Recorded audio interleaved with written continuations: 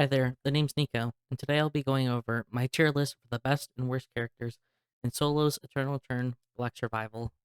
The tier list you see in front of you is the tier list I made almost exactly 1 month ago on April 22nd, 2021. This was from the patch where Alex was just allowed in ranked. Alex was quite weak when he was released, but I have to say a lot has changed about Alex along with some other characters. I am just going to expand on where characters should be placed based on the last tier list, so if you don't know why they were placed in their respective tiers originally, I would check out that video. Before I start making the next tier list, I want to define the categories. So D tier is don't play this character, they have nothing going for them category. C tier is could be better category. B tier is the basic character, have one thing going for them. B plus tier is lacking one thing, but if they got that, they would be A tier. A tier is awesome character to use in solos category.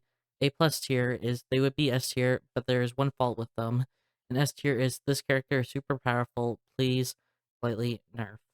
With this in mind, let's begin. So first is Jackie. There was a major change with Jackie since the last tier list, which is her ability to toggle her ult. The later you trigger it, the more damage it does. They've also reworked her passive since the last tier list. Her W, Adrenaline Burst, and her Q, Hack and Slash, have been nerfed. Now you know what changes have happened to Jackie, let's cover Dagger Jackie. Dagger Jackie is Elite plus tier. Mount Slicer and Carwinin have been nerfed since the last tier list. Mount Slicer is not really used by Jackie, but Carwinin is Jackie's main dagger. The amount of skill amp gained per mastery level has also been nerfed, as well as the dagger skill being nerfed. Dagger Jackie has one of the highest average ranks around all elos, but her ability to rat in her main build is quite tanky, which makes her hard to kill. At all ranks, she has one of the highest win percentages, but then Plat Plus win rates drop to average, and then in top 1,000, Dagger Jackie has one of the worst win rates. This makes it hard to rank her. I would move Dagger to A if she was able to win more and just not rat for placement. Next is Two-Handed Sword Jackie. Two-Handed Sword Jackie is hard to play since no one really runs Two-Handed Sword Jackie. If people wanted to play a Two-Handed Sword character, they would play Yuki, Alex, or Fiora. Stat-wise, she has a pretty high win rate in all in Plat Plus, but in top 1000, she is in the bottom quarter of win rates. Her main weapon is Manahoshi Zao, which has been reworked since the last tier list. It now has lower attack power until level 12, and then it has more attack power than before. Manahoshi Zao is also a legendary weapon, so you gain more crafting and weapon mastery from making it. Until there's more people playing Two-Handed Sword Jackie, I have to say that she is still B tier. Now we have Dual Sword Jackie. The only thing that's changed about Dual Swords from the last tier list is that they reworked her weapon, Ligor and Ser, so that you have less extra skill damage before level 14, but more later into the game. This is to prevent Dual Sword characters from creeping early on, since Ligor and Ser can be finished quite quickly between temple and school. Dual Swords really only works with the weapon skill, Dual Sword Rampage, which you can't get until Weapon Mastery level 7. Dual Swords is good to get kills, but not as good at winning. With Jackie's Kid, you can get good placement. So Dual Swords is still B plus tier. Last of the Jackies is Axe Jackie. Other than being able to run away because of Jackie's Kit, Axe still sucks across the board, whether you're in top 1000, Plat Plus, or in any ranks. All her stats are in the bottom percentage. Her main two reasons is that Axe still sucks, and there are no late game Axe weapons. They are adding a new axe in the next major patch, which comes out on May 26, 2021, but is still only an epic weapon. They also did change the weapon skill, Berserk, since the last tier list to last longer and have a shorter cooldown, but it still sucks. Axes also gain attack speed per weapon mastery level now. They do plan on changing the weapon skill in the future, but for now she is still C tier. If she couldn't run away all the time, she would actually be D tier. Next is Aya. There is one main change with Aya since the last tier list. Her W steady shot does less damage per hit on the same enemy. The attack power percentage did slightly increase with this change, but this nerf was significant. Her ultimate or R blank cartridge has been nerfed in terms of its attack power, going from 120% to 100%. Aya's Q double shot has been nerfed at level 1, but buffed after level 3. First, we have Pistol Aya. Pistol Aya was quite strong a couple weeks ago, but her main build has been nerfed quite a bit. Magnum Boa has been nerfed a lot.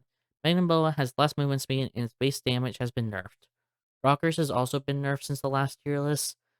This was not the main Pistol Aya build preseason. She is one of the highest average kills in all ranks in Plat Plus, but on top of 1000 she is slightly below average. With all of this in mind, Aya will be moved from A plus tier to A tier. If you asked me this a couple weeks ago, I would have said Pistol Aya was S tier, but these nerfs have hit her hard. She is still a solid character. Next is Assault Rifle or AR Aya.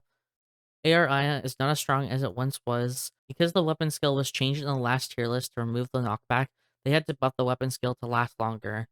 Nothing else has really changed in regard to AR Aya since the ARs that were buffed Type 95 and AK-12, although this was mainly a rework, AR Aya does not really use. Her main weapon is the Acne, followed by the XCR. AR Aya still has the issue that she dies early on before she can finish her build, but once her build is online, with Floral Wreath and Blazing Dress, she has one of the highest win rates. But getting to that point is really hard. In Plat Plus, in Top 1000, the stats reflect this. In all ranks, she has better stats since it is easier for her to get her build online because it takes people longer to finish their own builds compared to higher elos. This gives AR Aya the edge and why her win rate was the third highest in all ranks. With all this in mind, she is still A tier. She didn't I as early on, she placed higher, but is still a solid character. The last of the Ayas is Sniper Aya. Sniper Aya is still D tier.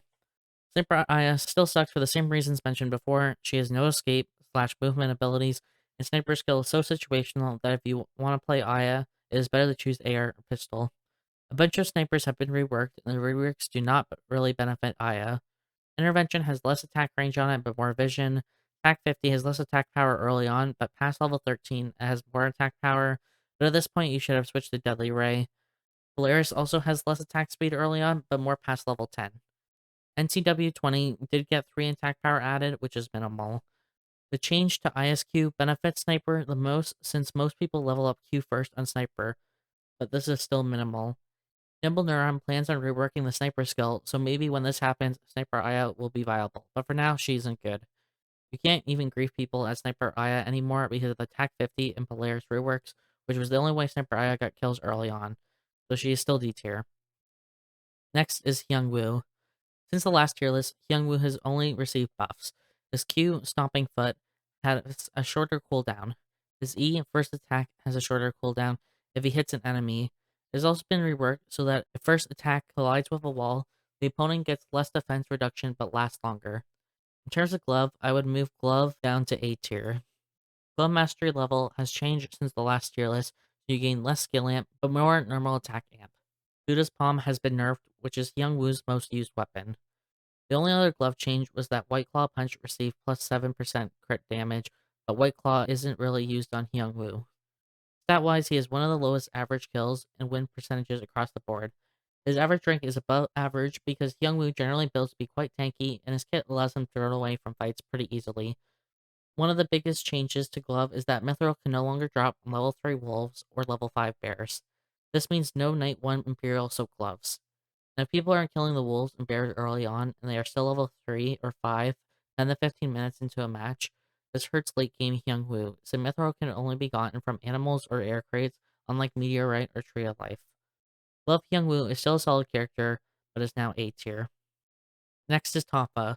There is only one change to Tonfa since the last tier list, which is that my sock defense is lower early on, but once Hyunwoo is past level 10, it is better than before. Stat-wise, he has an average win rate across the board, his average kills is below average, and since this is Hyunwoo, he has one of the highest average ranks because of Hyunwoo's kit.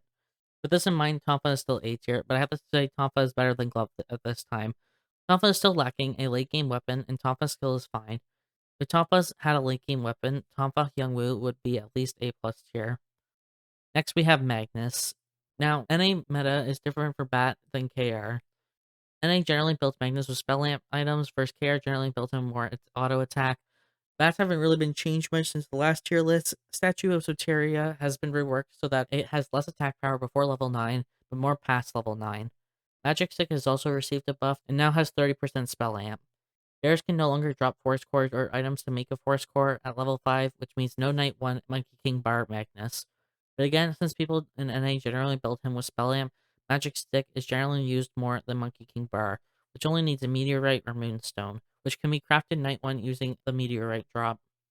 Bat Magnus has a low win rate across the board as well as a below average kills. He has a higher than average rank because Magnus' kit works well to Rad. Bat skill is still not that good, and Magnus' E, Heavy Strike, is very similar to Bat skill with a shorter cooldown. With all this in mind, Bat Magnus is moving down to C tier. This is also related to Hammer, which we'll be talking about now. Hammer Magnus is now B tier. This has to relate to the buffs to Fang Mace and Evening Star. Fang Mace originally got more skill amp, but then got reworked to have less skill amp before level 10, but more past level 10. Hammer Thor's attack power got nerfed, but was then reworked so that it has less attack speed before level 10, but more past level 10. Peacebringer also has 12% armor penetration on it. Evening Star scale up was buffed. Stat-wise, Hammer has one of the lowest kills in all ranks in Plat Plus, but in top 1000 he is above average for kills.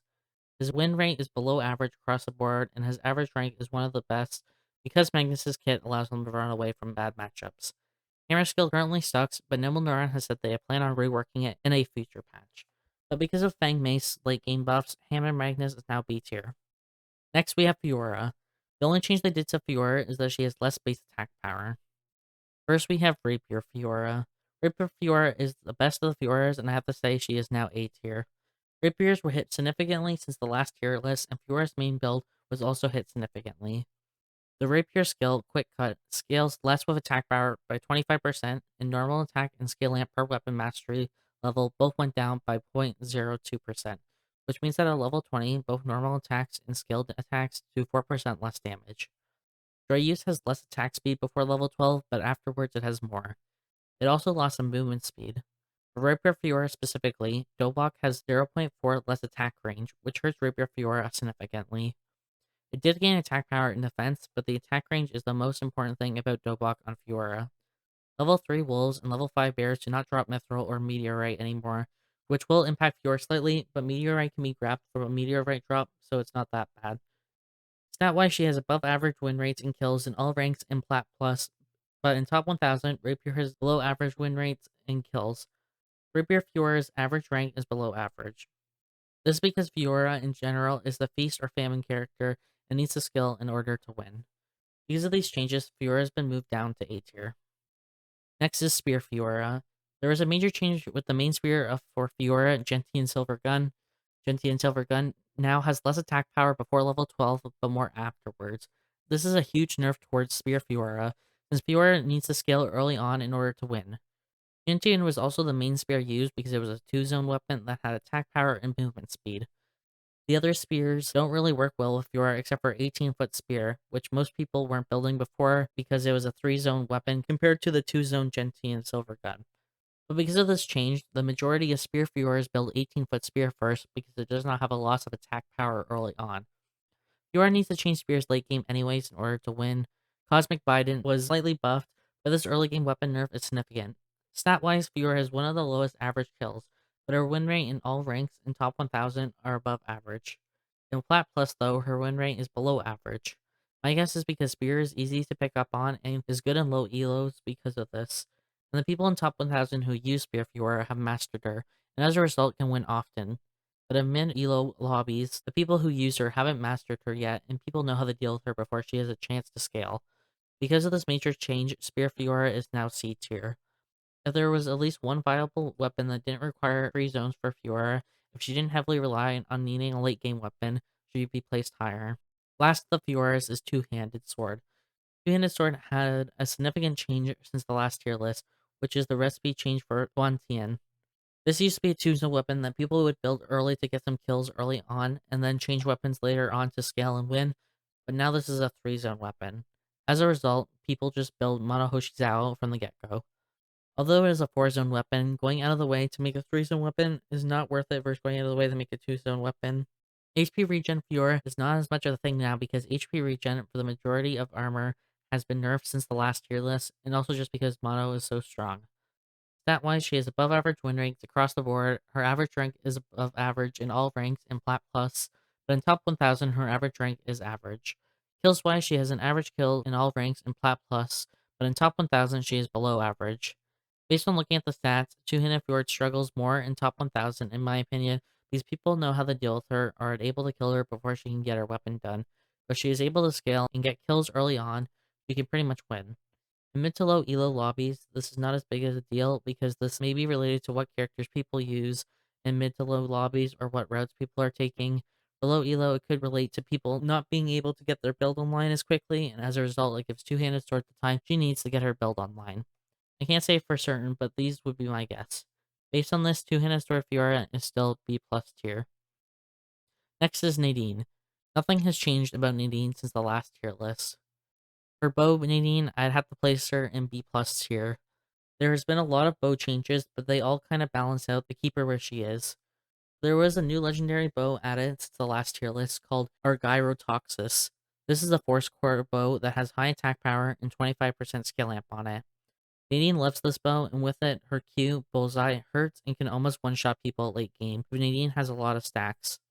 Failnaught has been buffed as well to have more lifesteal and attack power, and has been reworked to have less attack speed before Nadine is level 10, but more attack speed past that. We'll actually want to transition to Failnaught now as a result of the attack speed buffs. Twin Bow has been reworked so it has less attack power before level 12, but more afterwards, and it has less attack speed. Twin Bow is Nadine's main weapon, so this hurts Nadine's early game, which was quite strong in the first place. Ancient Bolt, Nadine's second weapon of choice, was also reworked so that it has less ENAD before level 8, but more afterwards. For Spell Amp Nadine, Golden Ratio Bow's Spell Amp has been reworked so that it has less Spell Amp before level 10, but more afterwards. The removal of RNG items such as Mithril, Meteorite, and Powder of Life from level 3 Wolves and level 5 Bears has hurt Nadine a bit. This is reflected in the stats that all ranks, average rank for Bow Nadine is one of the worst, but in Plat Plus and Top 1000, it is still not that good, but higher than at all ranks. Her win rate is one of the best across the board because Nadine's passive allows her to infinitely scale, and if she can survive the early game, she can generally win. She has average kills across the board, but this is mainly because Nadine's do better with just killing animals and getting kills later in the game when she has a lot of stacks on her passive. Bo still struggles with escaping fights. Because of all this, Bow Nadine is B plus tier. Next is Crossbow Nadine. Not much has changed about Crossbow. The Golden Ghost and Ballista have been reworked. The Golden Ghost has less ENAD before level 11, but more afterwards, and Ballista has less skill amp before level 8, but more afterwards. Ballista also has slightly less attack power. Crossbow Nadine was a Dobok user, and the nerf to Dobok did hurt Nadine, but she's still doing well. Stat-wise, Crossbow Nadine has above average kills and win rates in all Plat Plus and Top 1000, and actually has the highest win rate in kills for Top 1000. She has average ranking in all in Plat Plus, but in Top 1000 she actually has above average ranking. My guess to this would be because the people who play Crossbow in Top 1000 have mastered her and are able to get away from fights better. Whether it relates to better use of the crossbow skill, or better placement of squirrel traps, or better use of her monkey wire. Because of this, Crossbow Nadine is moving up to A plus tier. Next we have Zahir. There has been a few changes with Zahir. There is less of a delay on his Q, Nerea Nastra, and as a result, Zahir was doing quite well, so Nimble Neuron ended up nerfing his passive, Eye of Azrael. The movement speed gain has been decreased and now scales with the level of his passive. The amount of damage done if the enemy has an Eye of Azrael indicator on them has also been decreased. First I will talk about Throw Zahir. Throw Zahir is now A tier. Throw weapons received some nerfs. Saturday Bond got nerfed, which Zahir does not really use. Grenade of Antioch received a minor buff, but Zahir does not really use this either. Throw weapons also have less normal attack amp on them by 6% at level 20. Ruthenium Marble lost some attack power. The weapons that turn into Ruthenium Marble, Spiky Bouncy Ball, and Flubber were also nerfed. Stat-wise, Zahir's average rank is lower than average across the board. This is due to Ruthenium Marble being a relatively slow weapon to build and often dies early as a result. His average kills are above average across the board as well. I'd have to say on this stat that once he has his build online, he can get some kills. He has above average win rate in all ranks in top 1000, but in Plat Plus his win rate is average. Because of all this, Throw Zahir is now A tier. Next is Shuriken Zahir.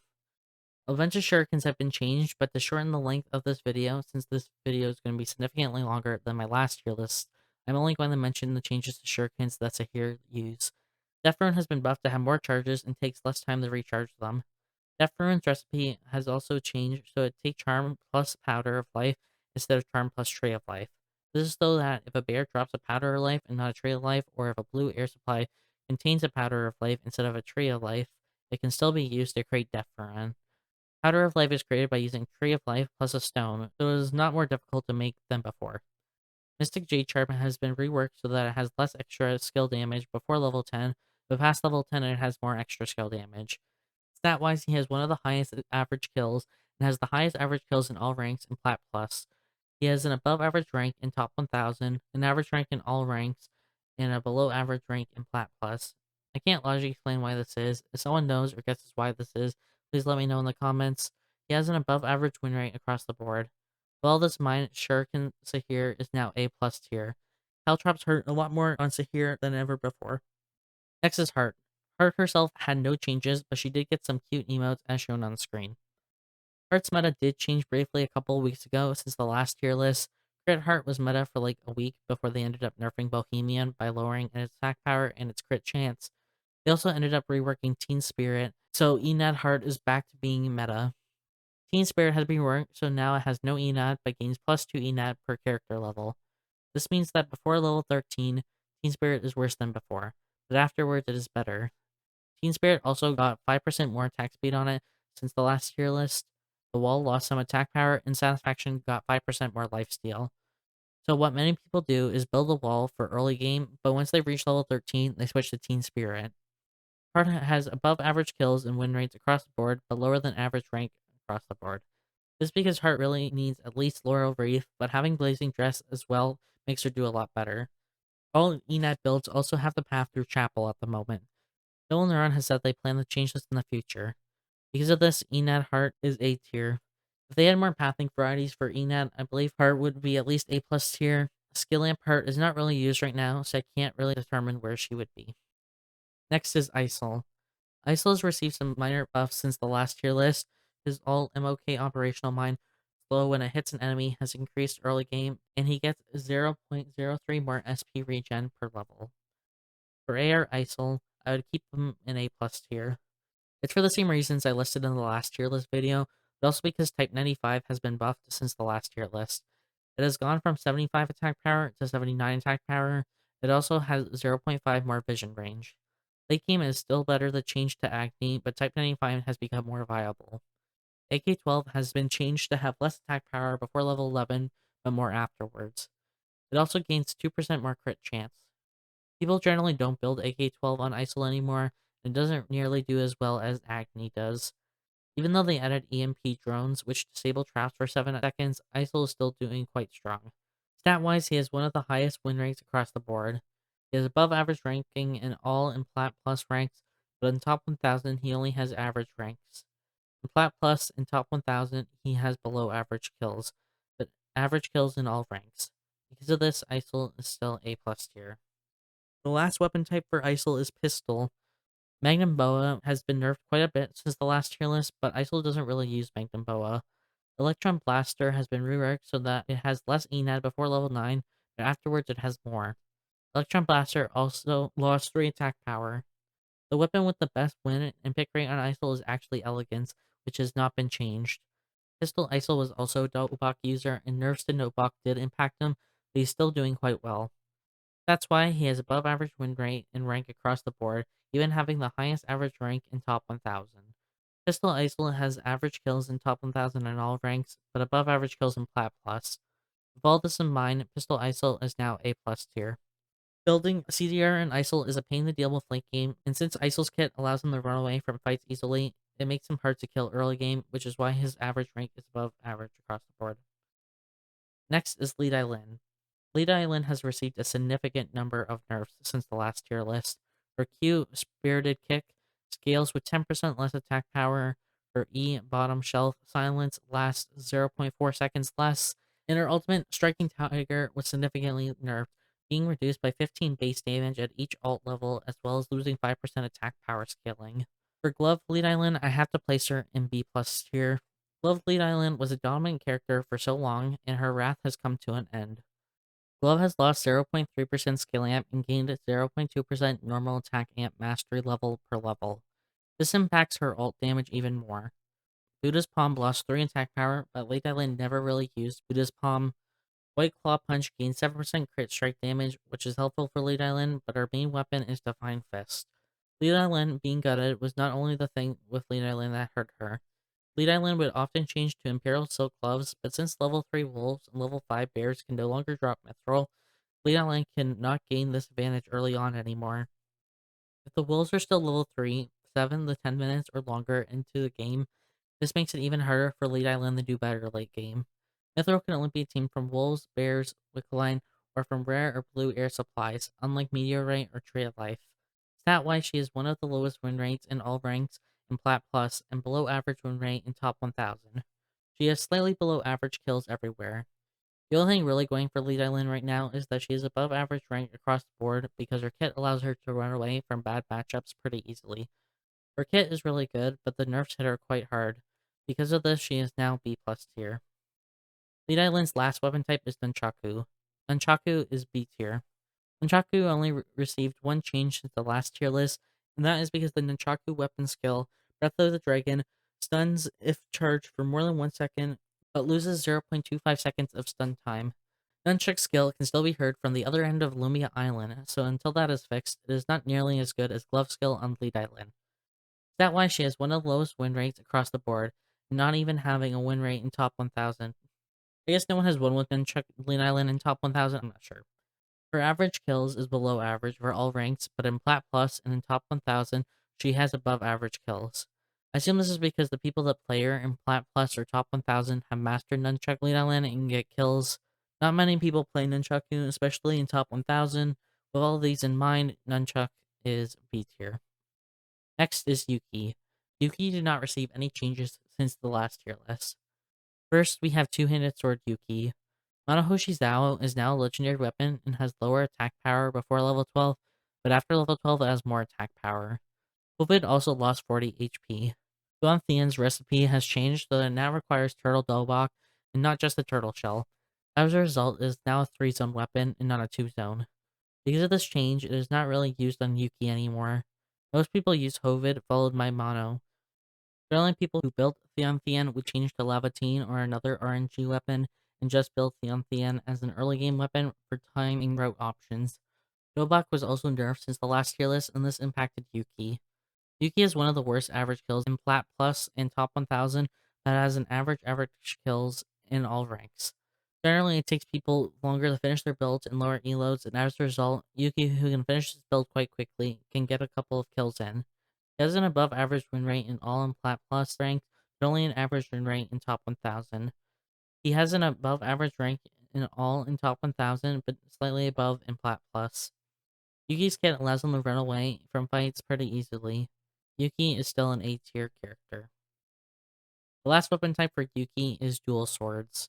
Dual Swords Yuki is B tier.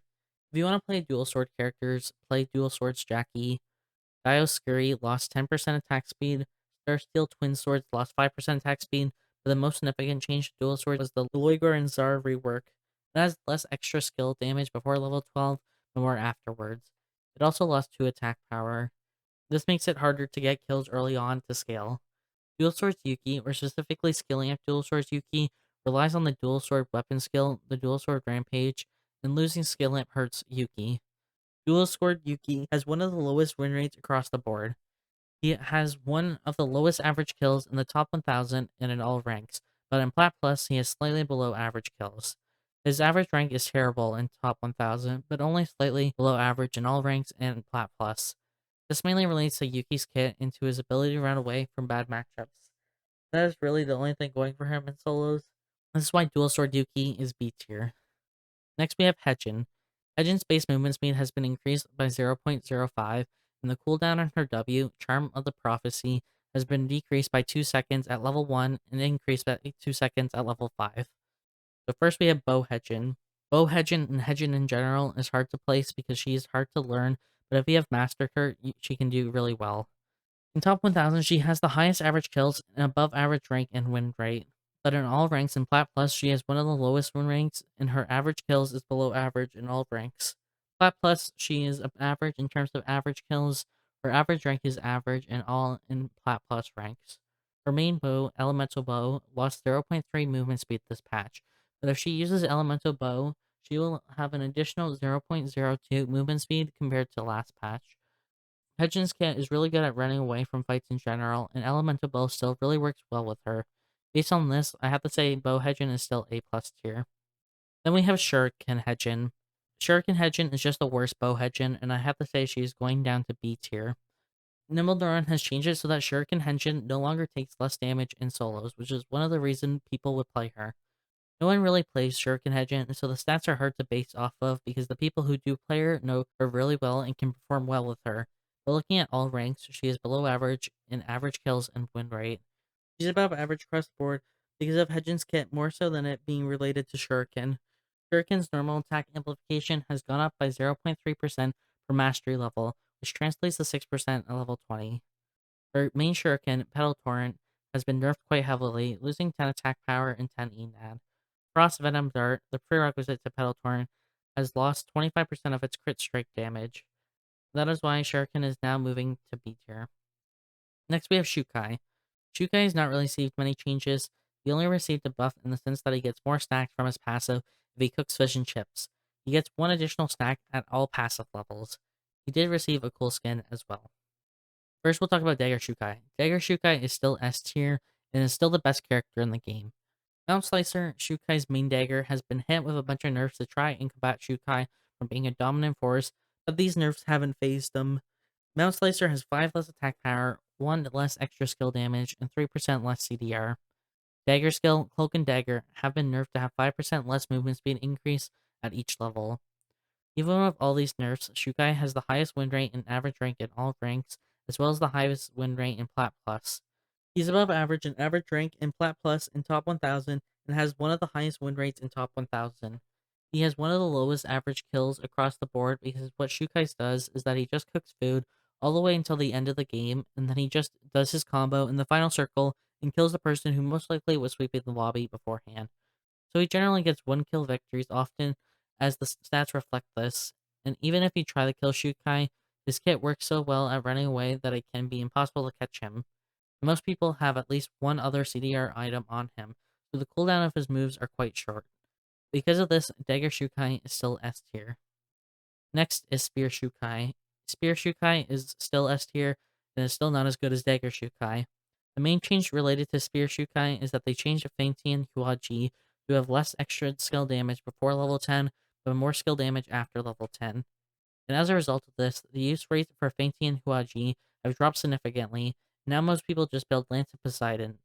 Stat-wise, Xiukai has an average rank in all ranks in Plat Plus, and his win rate is slightly above average in all ranks in Plat Plus. But in Top 1000, he has one of the highest win rates in average ranks. Spear Xiukai has the same thing as Dagger in the sense of having a really low average kills. Spear skill, Shadow Stab, is not as good as getting away from fights as Cloak and Dagger is. So with all of this, Spear Xiukai is still S tier. So next is Sissela. Sissela gained 3 HP per level, which translates to 60 more HP at level 20. And the cast time for her Q, Go Get 'em Wilson, has been decreased to 0.04 seconds. First is Shuriken Sissela.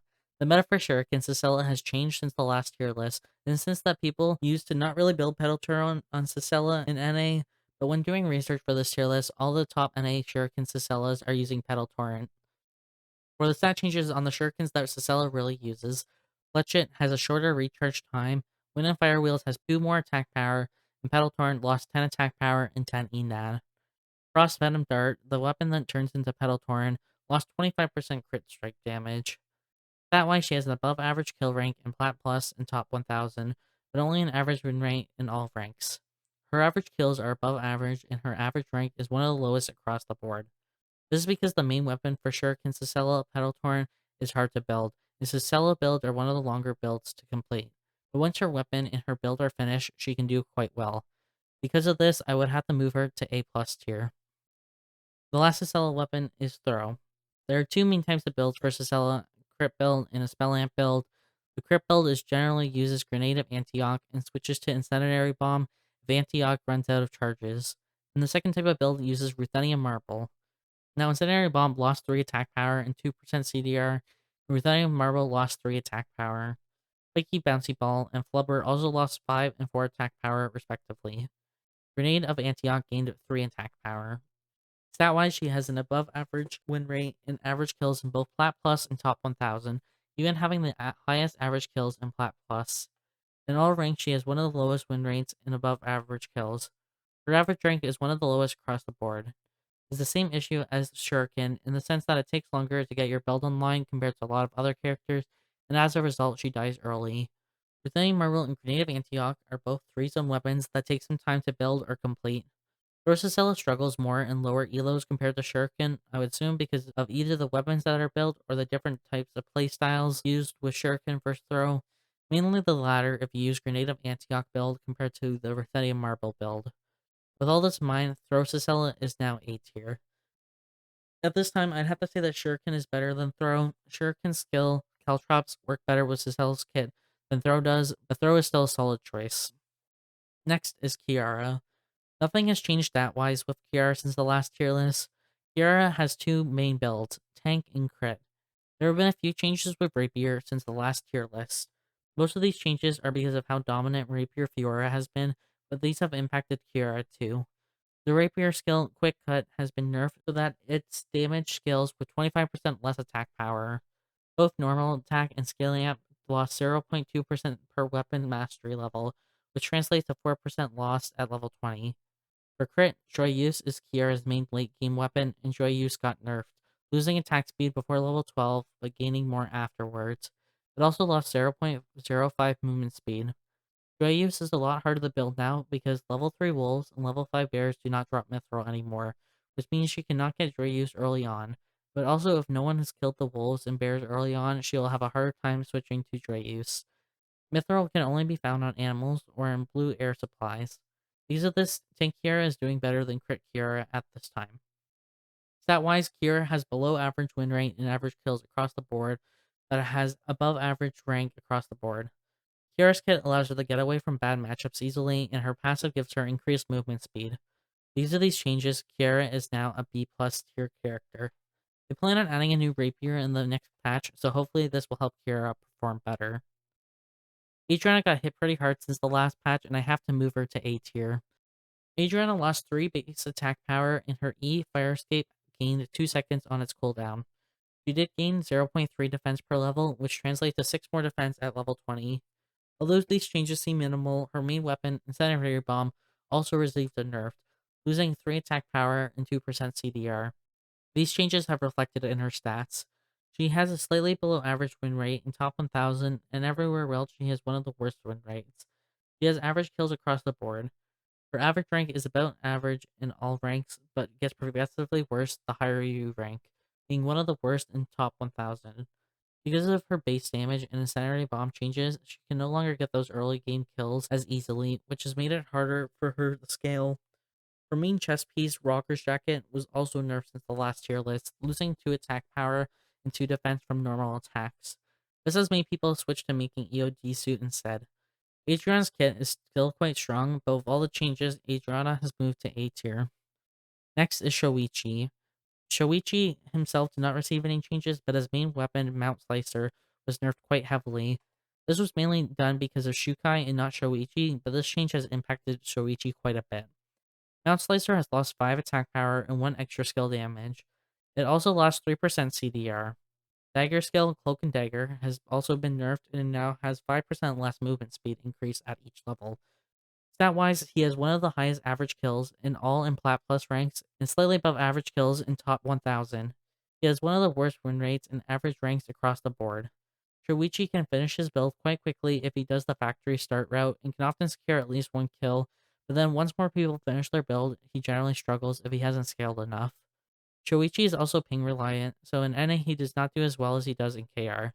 Because of this, Shoichi is now a B tier character. Next is Silvia. Silvia has received a bunch of nerfs, but I still have to say she is S tier. They have nerfed a lot of Silvia's early game, but Silvia is currently one of the strongest late game characters, so nerfing her early game does not impact her as much as if they nerfed her late game. Silvia's base attack power has gone down by 3, her passive attack speed and scaling up has been nerfed early game, but buffed late game, and her on-bike Q power slide has been nerfed past 2 levels and scales with 10% less attack power. She also consumes more fuel per second while on her bike. Noble Neuron has said that they plan on changing her fuel system in a future patch. Magnum Bow has been nerfed a bunch, and Electron Blaster has been reworked, but Sylvia's main weapon, Devil's Marksman, has not been touched at all. The most common thing to do with Sylvia is to build Elegance early game, and then switch to Devil's Marksman for late game. Elegance is just easier to build and works better route-wise. Stat-wise, Sylvia has an above-average rank and kills across the board, as well as having an average win rate across the board. Sylvia's kit has the highest mobility out of any character because of her bike, and stacking CD on her is insane, allowing her to pull off a long combo. All of this combined has Silvia still in S tier, but really any more nerfs will move her down to at least A+ tier. Now we have Emma. Emma is still S tier. She has received a few nerfs, but they seem to not really have phased her. Her base attack power has gone down by 3. Her W hat trick has been nerfed early on, but remains the same at level 5. Her ultimate change start now has cooldown scaling, with a 6-second more cooldown at level 1, but remains the same at level 3. The explosion time when she uses RW has been decreased by 0.2 seconds. Her passive Cheer Up Heart has 1 more second added to its cooldown across the board, and her E Bunny Morph cooldown is 1 second longer across the board. Emma has also received a new cosmetic. Her main Shuriken, Fuma Shuriken, has lost 3% CDR and 5 ENAD. Her main build uses Rocker's Jacket, which also received a nerf, losing 2 attack power and 3 defense from normal attacks. Stat-wise, still shows her performing quite well. She has one of the highest win rates and average ranks across the board. She has one of the worst average kills in all ranks, but getting progressively better once you reach top 1000. This is because Emma has a high skill ceiling, but once you have mastered her, she can do quite well. Because of this, she is still S tier. Lenox is next. Lenox only received 1 nerf, and this really only impacts duos and squads. Her Q recoil has 15% more damage reduction when hitting 2 or more enemies. In terms of whips, Thunder Whip has changed so that it is now an epic weapon. It has more attack power and 10% attack speed on it. I mean Lenox, and I can tell you attack speed on Lenox is useless, so no one really uses Thunder Whip. The new recipe for Thunder Whip has also made it a 3-zone weapon. They have also changed Bloody Ninetails, the only legendary whip, to have no extra skill damage but gain 3 extra skill damage per character level. This translates to having more skill damage past level 15. You only want to use Bloody Ninetails in the late game, but even so, the odds of getting a VF blood sample are quite low since it takes a long time to kill Wick as Lenox, which is the only way to guarantee a VF blood sample at this time. Battlesuit, Lenox's main chest piece, has lost 4% skill damage reduction. Burnished Aegis has also been reworked to have less attack power and more defense. As a result, people have changed to making Sheath the Shah Jahan on Lenox instead of Burnished Aegis. Stat-wise, she has one of the highest average kills in Plat Plus, in top 1000, and above average kills in all ranks. Her win rate is average in all ranks and gets better the higher the rank of the players. Her average rank is average across the board. This relates to Lenox securing Hotel Tree of Life. If she does get it, she can do quite well, but if she doesn't, she often dies early. With all of these in mind, Lenox is moving to A tier. If she got another viable weapon that had more route options, she would definitely be A+ tier. Next is Rozzi. Rozzi has mainly received buffs, but she did receive a significant nerf. For W, Flutter, instead of providing 100% healing negation, it now only receives 40% healing reduction. The healing reduction does last 0.5 seconds longer. For Alt, Semtex Bomb Mark II, movement speed reduction when attached has been nerfed by 5% across the board, but they added that you get the original movement speed reduction if the bomb is blown up immediately. Her base HP has gone up by 30, and her base movement speed has gone up by 0.05. Her Semtex Bomb's damage, dealt proportional to max HP, has gone up by 1% across all levels. Her main weapon, Magnum Boa, has been nerfed pretty significantly, losing 0.05 movement speed as well as 6 attack power. As a result, people have switched to making Electron Blaster.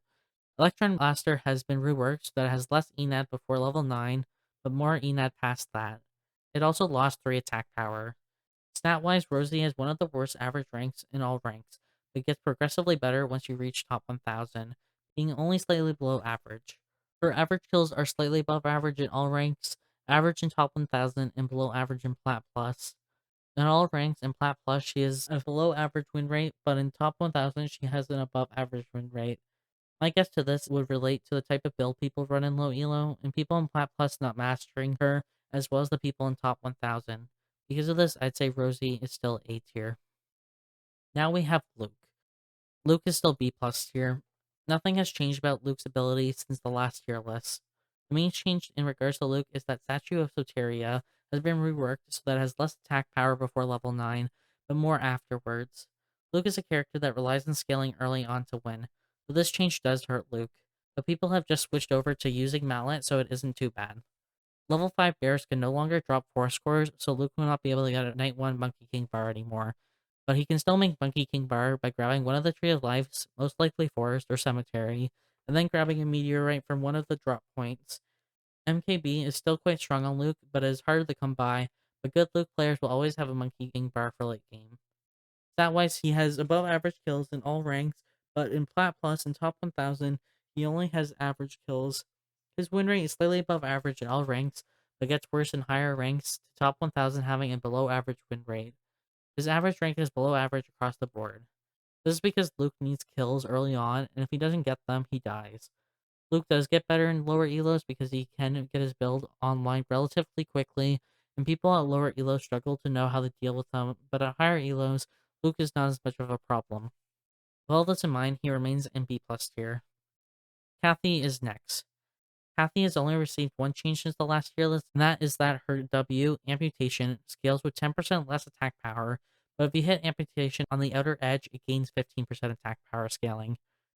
Her main daggers, Damascus Steel Thorn and Vibroblade, were not touched since the last tier list, but Carwinen lost 4% CDR. The dagger skill, Cloak and Dagger, lost 5% movement speed at both levels. They also removed Force Cores from level 5 bears, which means Cathy can no longer get Frag-a-Rack as easily as before.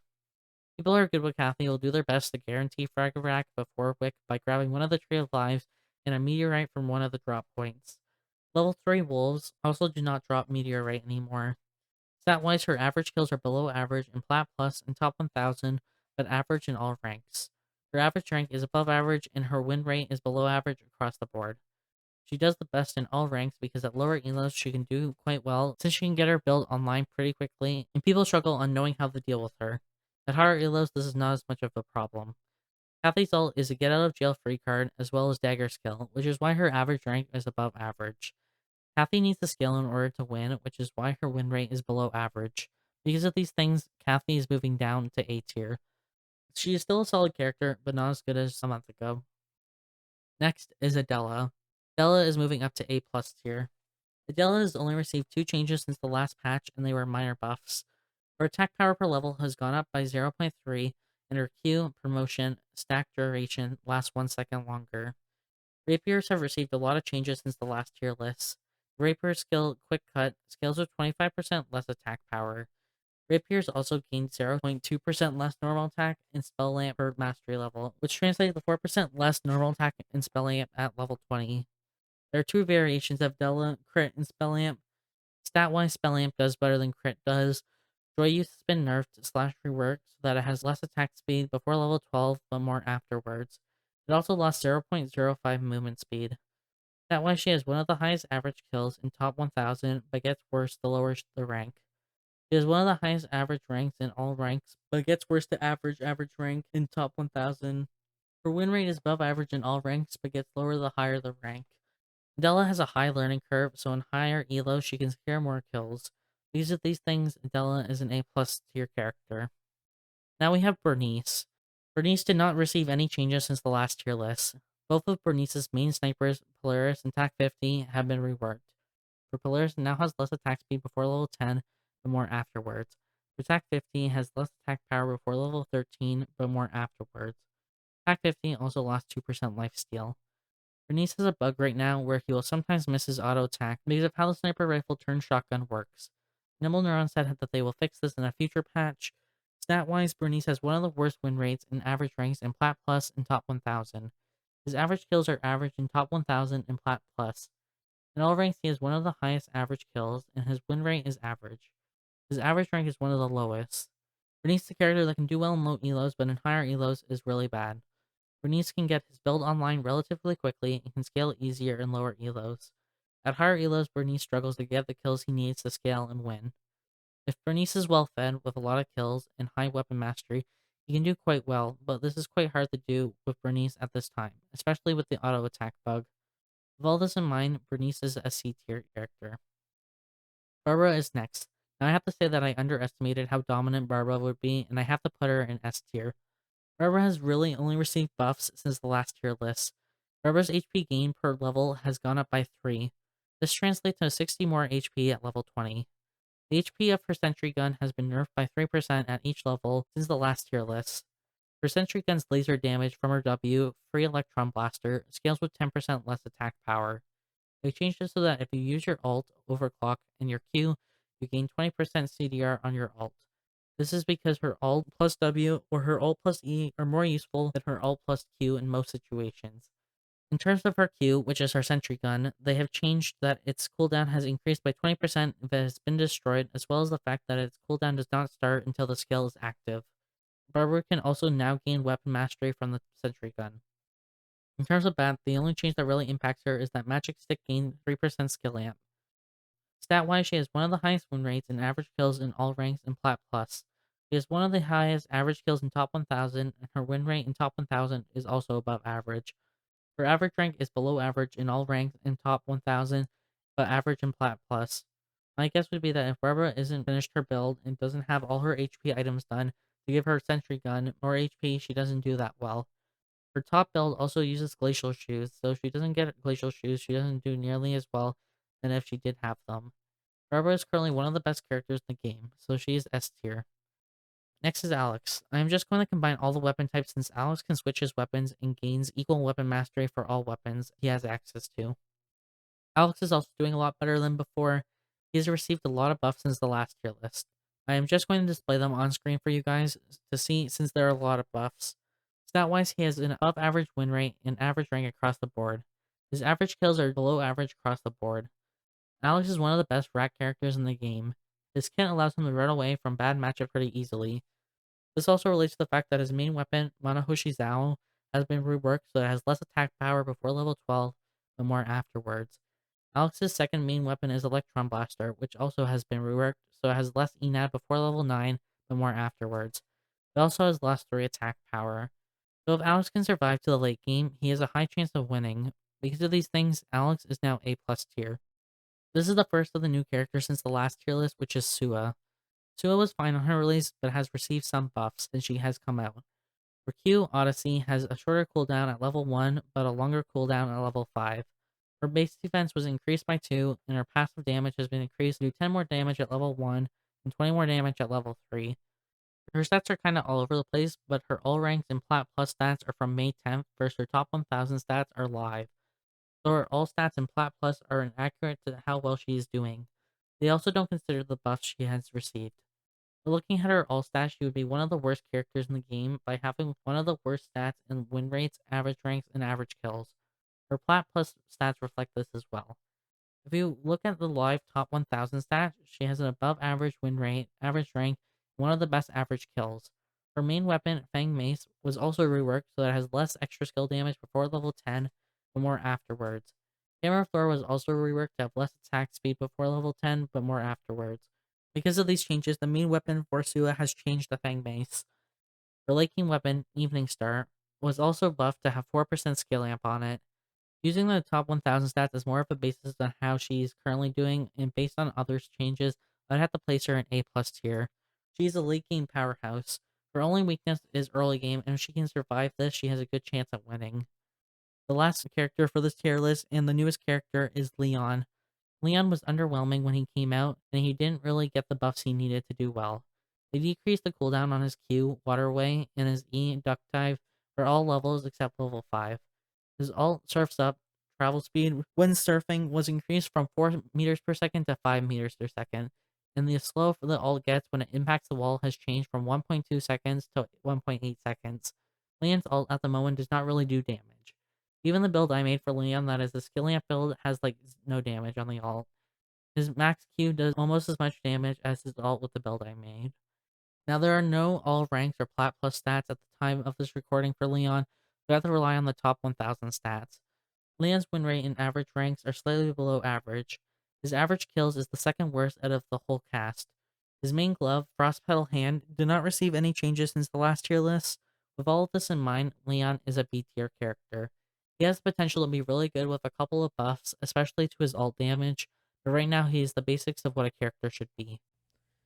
Okay, now I'm going to put them in order in their respective tiers, with the best in that tier being on the left and the worst of that tier being on the right. Please keep in mind though, if someone is on the right side of their tier list, it does not mean that they are bad, unless you're talking about C tier characters, of course. It just means that there are characters that are slightly better than them, but they still all belong in the same tier. And yeah, this is the final tier list. I plan on doing this monthly since too soon means not much has changed, but later than a month is missing a new meta and characters. So if you like these types of videos, please give it a like and subscribe for more ERBS content. I hope to see you at the next video.